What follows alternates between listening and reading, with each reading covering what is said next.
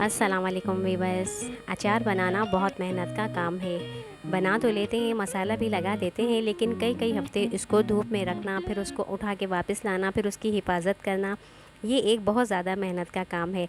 आज का जो अचार मैं आपको बता रही हूँ, ये सिर्फ 5 मिनट में तैयार हो जाता है और उसे आप खाने के लिए ले सकते हैं। बहुत मज़ेदार, बहुत आसान रेसिपी है। पसंद आए तो लाइक कमेंट शेयर कीजिएगा, मेरे चैनल को सब्सक्राइब कीजिएगा। अचार बनाने के लिए सबसे पहले 2 लहसुन के जवों को मैंने छील लिया है। इसके साथ ही 2 गाजरों को मैंने बारीक काट लिया है और हरी मिर्चें ले ली हैं, जिन्हें धो के सुखा लिया था और उनमें इस तरह से मैंने एक कट लगा दिया है। सब मिर्चों में इसी तरह से कट लगा लेना है। बहुत ज़्यादा छोटी भी चाहें तो आप ले सकते हैं, अगर आपको तेज़ मिर्चें अच्छी लगती हैं। मैंने थोड़ी सी बड़ी मिर्चें ली हैं। ये नमक इसमें चला गया और साथ ही थोड़ी सी हल्दी इसमें जाएगी। ये दोनों चीज़ें मिलाने के बाद इन्हें हम अच्छी तरह से मिक्स कर लेंगे। जब ये मिक्स कर लेंगे तो हम इन्हें 30 मिनट के लिए ढक कर रख देंगे, ताकि नमक और हल्दी इसमें अच्छी तरह से मिक्स हो जाए। ये अचार इंतहाई आसानी से आप बना सकते हैं और ये यकीनन आपके घर वालों को बहुत ज़्यादा पसंद भी आएगा। 1 चम्मच साबुत धनिया, ज़ीरा, सौंफ और छोटा चम्मच का आधा चम्मच राई दाना, मेथी दाना और कलौंजी मैंने ली है। कलौंजी हटाकर जो बाकी के मसाले हैं, इन सबको हमें थोड़ी देर के लिए किसी भी बर्तन में डालकर थोड़ा सा बस भूनना है। बहुत तेज़ बर्तन गर्म नहीं होना चाहिए, वरना ये फ़ौरन ही जल जाते हैं। थोड़ी ही देर हल्का सा भूनना है, ताकि इनमें मसालों की जो कच्चेपन की महक है वो निकल जाए। बस अब ये भुन चुके हैं। अब इन्हें ग्राइंडर में डालकर हमें हल्का सा बस पीसना है। बहुत ज़्यादा बारीक पाउडर नहीं बनाना।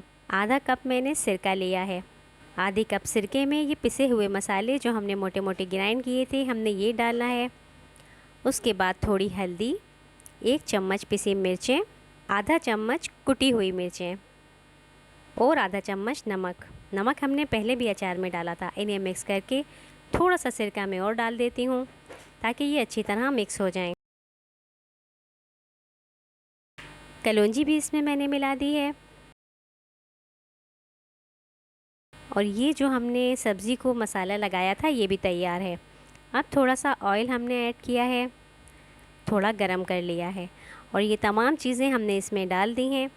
आँच को हमने धीमा रखना है और इसको धीमी आंच पर भी इसी तरह पकाना है, ताकि ये जो लहसुन, गाजर और मिर्चें हैं, ये थोड़ी सी नरम हो जाएं। 2 से 3 मिनट तक हम इसे इसी तरह से भूनते रहेंगे, ताकि ये अंदर तक थोड़ा पक जाएं और जो लहसुन हैं ये थोड़े नरम भी हो जाएं।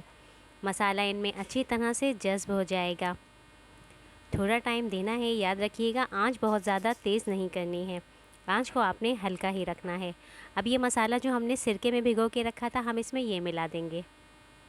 इसके बाद भी हम इसको तकरीबन 1.5 से 2 मिनट तक और पकाएंगे। आंच अभी भी हल्की है। इस पूरे पकाने के दौरान में आपने आंच को तेज़ नहीं करना है, वरना ये जलने लगेगा और ये जो हरी मिर्चें हैं, लहसुन है, गाजर है, इनके अंदर तक मसाला भी नहीं जा पाएगा। ये पकता रहेगा 1.5 से 2 मिनट तक और आहिस्ता आहिस्ता बस चम्मच चलाते रहना है। अब ये देखें, ये तकरीबन तैयार हो चुका है। इसको अब हमें ठंडा करना है। जब ये ठंडा हो जाएगा अच्छी तरह से, ये बिल्कुल ठंडा हो चुका है, अब हम इसे महफूज़ करेंगे। महफूज़ करने के लिए कोई भी शीशे का जार या कोई भी ऐसी बर्नी जिसको आपने धो के अच्छी तरह सुखा लिया हो, नमी उसमें बिल्कुल भी ना हो, आपने उसमें डाल के इसको महफूज़ करके रख देना है।